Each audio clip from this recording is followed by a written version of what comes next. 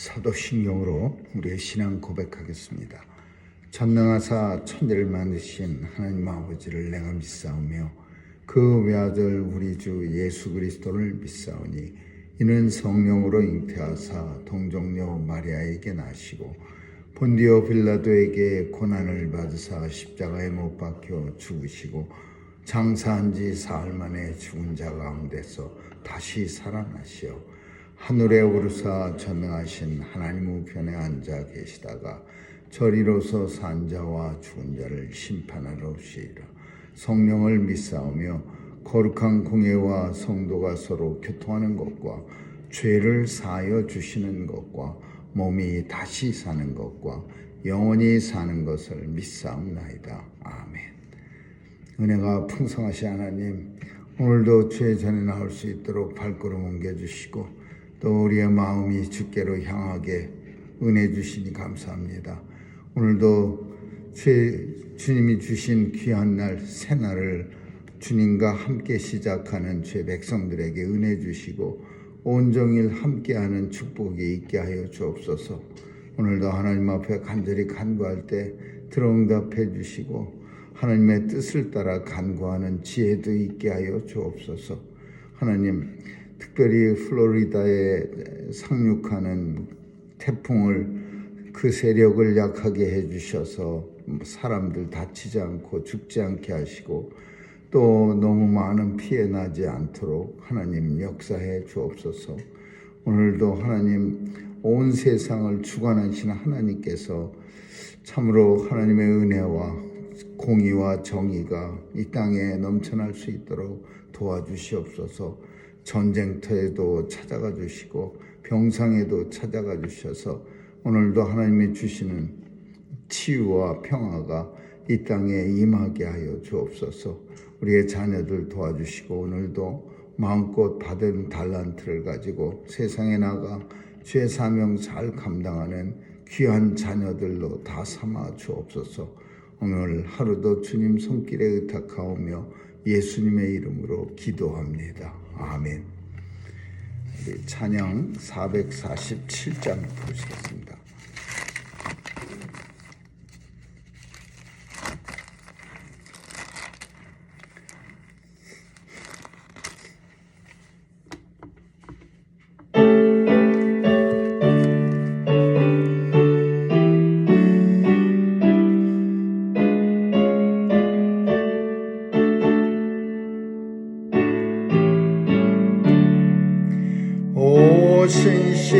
신실하신 내 아버지여 늘 함께 계시니 두렵정네. 그 사랑 변장코 날 지키시며 어제나 오늘이 한결같네. 오 신실하신 오 신실하신 날마다 자비를 베푸시며 일용할 모든 것 내려주시니 오 신실하신 주 나의 구주. 봄철과 또 여름 가을과 겨울 해와 달 별들도 다 주의 것. 만물이 하나로 드러낸 증거 신실한 주 사랑 나타내네. 오 신실하신 오 신실하신 주 날마다 자비를 베푸시며 일용할 모든 것 내려주시니 오 신실하신 주 나의 구주. 내 죄를 사하여 아니하시고 주 친히 모셔서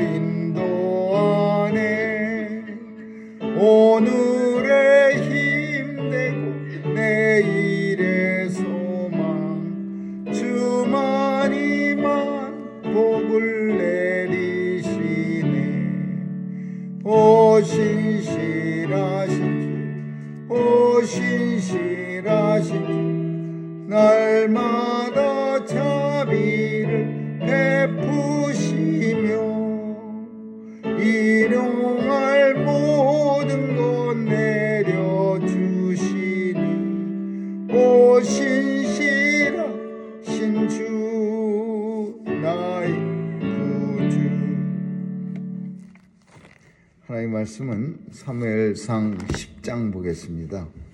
1절에서 12절까지 한 절씩 교대로 읽습니다.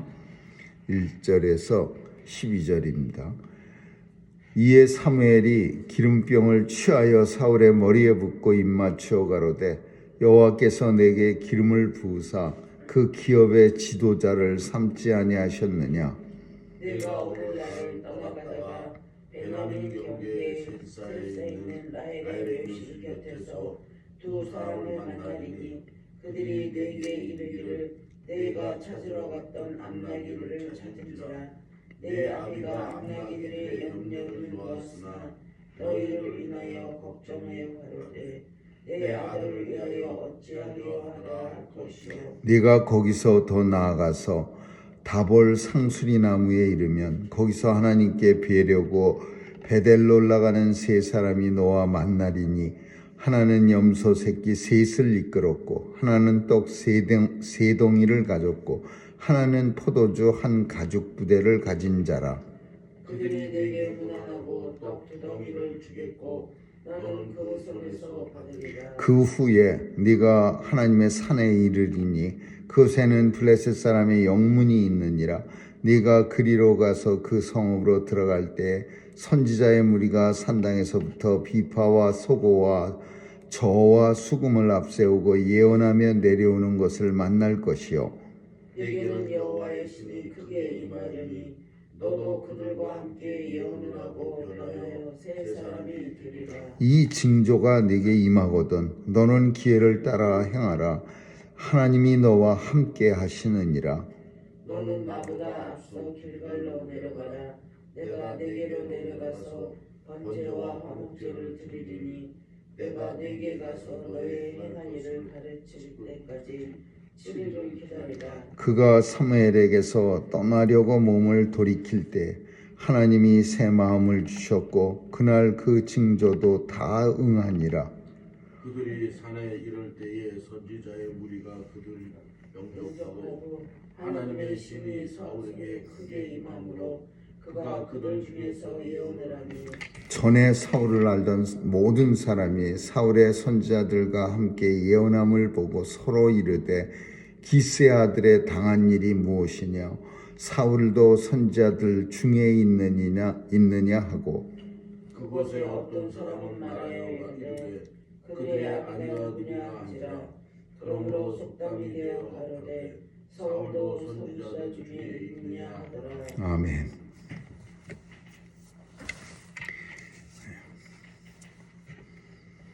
너무나 갑자기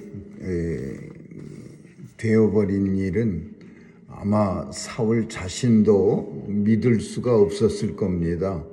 그래서 오늘 본문은 하나님께서 사울 스스로 이 나라의 왕이 될 것이라는 사실을 받아들일 수 있도록 그렇게 하나님이 징조를 체험하도록 하게 하는 그런 내용입니다.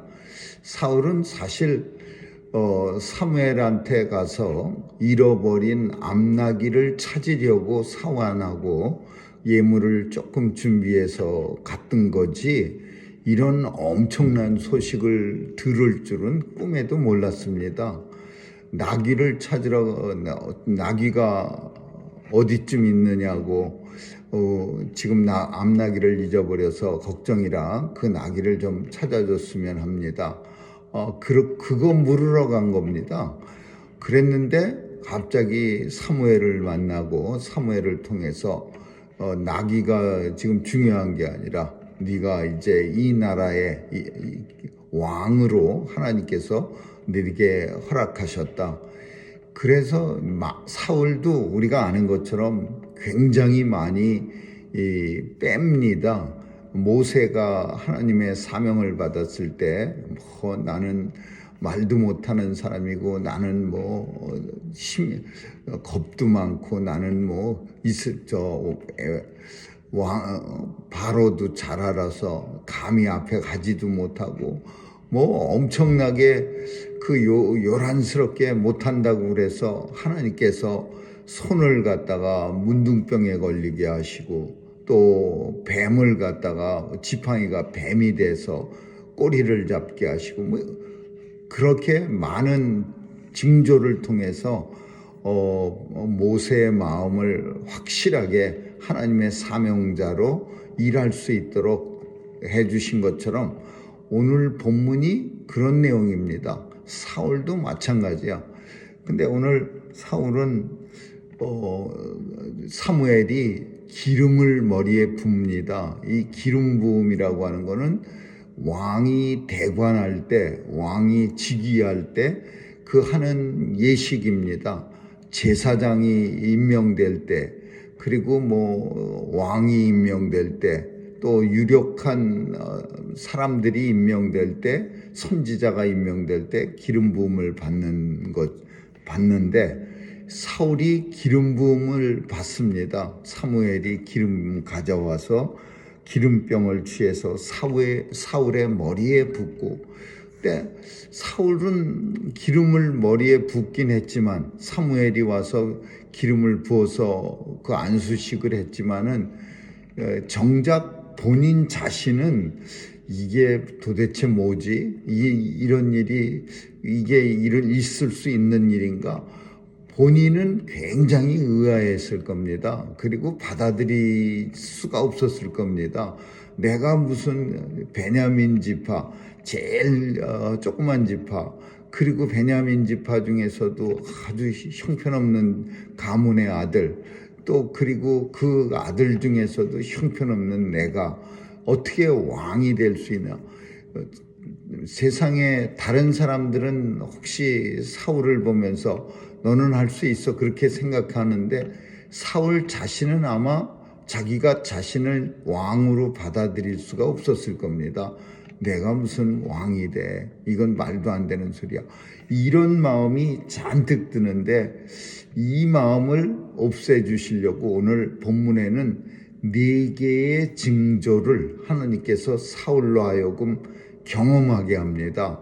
근데 이 징조들이 대단한 징조들이에요. 그러니까 이게 사울로 하여금 우연히 그렇게 일어난 일이다라고 생각하기에는 좀 심상치 않은 그런 징조들을 하나도 아니고 4개나 사울에게 계속 보여줘서 드디어 사울로 하여금 하나님이 하시는 일이구나 라는 확실한 자각을 하게 만듭니다. 이게 자각인데 이게 매우 중요한 어떤 일을 할 때 그 자기가 자각을 한다는 것은 너무나 중요한 겁니다. 그냥 등 떠밀려 하는 사람이 있고 어떤 사람은 사명을 가지고 자각을 가지고 하는 사람이 있는데 왕이 등 떠밀려서 왕이 될 수는 없죠. 내가 하나님으로부터 왕으로 부름을 받았고 그래서 나는 이스라엘을 정말 훌륭한 나라로 내가 통치해야겠다.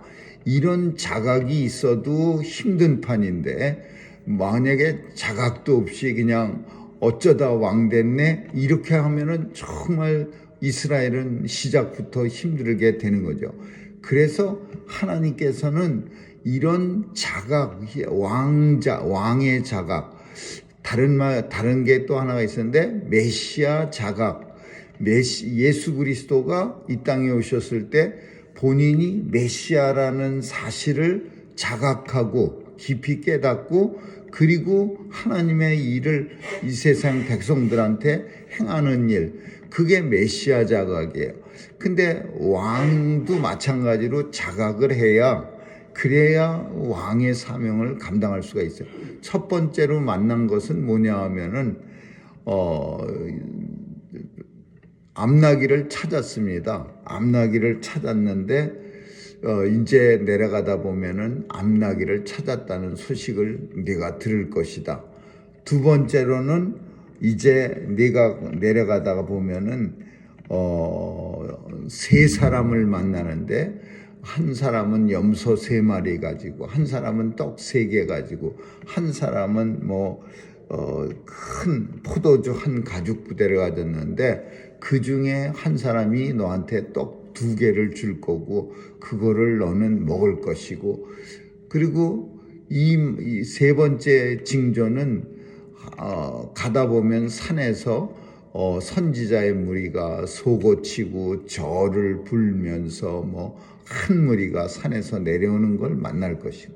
네 번째 징조는 제일 중요한 징조인데 하나님이 신이 내게 임해서 네가 새 사람이 되리라. 그러니까 하나님의 신이 나한테 임해서 내가 이 전의 사울이 아니라 새로운 사울이 되는 거예요. 이 네 징조가 임하면 그러면 그때는 네가 받아들여라. 7절에 보면 사무엘이 사울한테 이렇게 말합니다. 이 징조가 네게 임하거든 너는 받아들여 기회를 따라 행하라. 하나님이 너와 함께하는 확실한 증거다. 그러니까 사울이 믿지 못하고 있었던 겁니다. 그럴 수는 없지. 내가 무슨 왕이 돼. 그냥 사무엘이 기름 부을 때도 자기가 왕이 됐다는 사실을 믿지 못했던 거예요. 그래서 사무엘이 이런 4가지의 징조가 임하면 하나님의 뜻을 따라 행하라. 기회를 따라 행하라. 그 말은 다른 말로 하면 하나님이 주신 이 기회, 왕이 되는 것을 따라서 행동하라. 하나님이 너와 함께하는 증거니라. 이렇게 말씀하는 거예요. 그러니까 이 자각한다는 거 굉장히 힘든 겁니다. 믿을 수가 없는 거예요. 내가 갑자기 무슨 왕이야. 왕이 될 법이라도 한 얘기야. 그러면서 믿지 못하다가 아마 하나씩 이제 낙이 찾았습니다. 그 소리를 이제 들었을 때, 이거 뭔가 진짠가 본데, 두 번째로 세 사람을 만났을 때, 그들 손에 떡이 3덩이가 있고, 포도주가 있고, 염소 새끼 3마리가 있고, 또 떡도 나한테 2덩이를 주고, 나는 그걸 받고 그럴 때, 이거 진짜나 보네. 하나님이 점점 그 마음의 의심이 이제 사울의 속에서 사라질 겁니다. 세 번째 선지자 무리가 꽹가리 치고 막 음악하면서 내려오는 거 만났을 때는 더 심각해졌을 거야. 이거 진짜인가 보다. 네 번째로 이제 하나님의 신이 촥 임해갖고 새 사람이 됐을 때는 완전히 하나님이 하셨네. 이렇게 변하는 거예요. 그래서 사울은 선지자들과 함께 선지자의 무리와 함께 같이 들어가서 사무엘이 다시 올 때까지 7일을 선지자들과 함께 그 산당에서 있었습니다. 근데 그 7일 동안 같이 선지자들하고 같이 기도하고 예언하고 그러니까 사람들이 와서 제사 지내러 왔다가 사울을 보면서 저 사람 저 사울 아니야? 막 이러면서 전에 사울을 알던 사람이 사울이 선지자와 함께 예언함을 보고 서로 이르되 저 사람 기스의 아들 사울이 아니야? 저 사람 무슨 일 생긴 거야? 저 사람이 당한 일이 무엇이뇨? 저 사람이 어떻게 선지자 중에 있느냐? 막 이러면서 놀라워하는 거야. 그리고 사람들이 속담이 돼서 뭐라고 말하냐면 사울도 선지자 중에 있느니라. 그러니까 이게 무슨 속담이냐? 사울도 예언한다 이런 소리야. 사울도 예언한다. 이 속담은 어떤 뜻을 가진 속담이냐 하면은 아무나 다 예언하네 이런 뜻이야. 사울도 선지자 중에서 예언하네. 그 말이 아무 선지자만 예언하는 게 갑자기 사울이 예언하니까 모든 사람이 갑자기 예언하는 걸 가리켜서 이런 속담을 말하는 거죠. 근데 오늘 본문에서 제일 중요한 거는 하나님께서 사울을 왕으로 삼고 다윗을 왕으로 삼고 예수님을 이 땅에 보내서 메시아로 삼아 주셨는데, 이 제일 중요한 거는 스스로 자각하는 겁니다. 내가 하나님이 나를 이 땅에 왕으로 보냈다, 나를 메시아로 보냈다, 나를 무엇으로 보냈다, 이거를 깨닫지 않으면 이 땅에 사는 시간이, 이 땅에 사는 날 우리는 정말 가치 없는 시간을, 하나님의 뜻을 깨닫지 못하는 시간을 보내게 되는 거죠. 그래서 메시아 자각이라는 말이 있듯이 이 땅의 모든 성도는 하나님의 보내심을 받았다는 자각이 있어야 돼요. 하나님께서 나를 이 세상에 보내주시고 이 보냄을 통해서 하나님의 백성으로 살다가 부르실 때 가는 거다. 하나님의 보내심을 받은 자로 모든 성도들이 자각하고 살아가야지, 그냥 어느 날 보니까 태어났고 내팽개졌고 그래서 할 수 없이 삶을 살아야 되고 이런 식으로 생각한다면은 이 땅의 삶이 정말 하나님 보시기에도 안타까운 삶이 되겠고, 성도로서는 빵점인 삶을 살게 되는 거죠. 그리고 또 결혼도 마찬가지입니다. 하나님께서 함께해서 우리를 가정을 허락해 주셨고, 이런 자각이 있어야 더 견고한 삶을 살 수가 있는 거죠. 그래서 이 자각이라고 하는 거는 믿음과 함께하는, 믿음을 가질 때 따라오는 그런 현상이라고 우리가 볼 수 있는 거죠. 오늘도 하나님이 이 땅에 보내주신 성도로서의 자각을 가지고 살아갈 수 있는 이 땅의 모든 성도가 될 수 있기를 주님의 이름으로 축원합니다. 기도하겠습니다. 좋으신 하나님 감사합니다.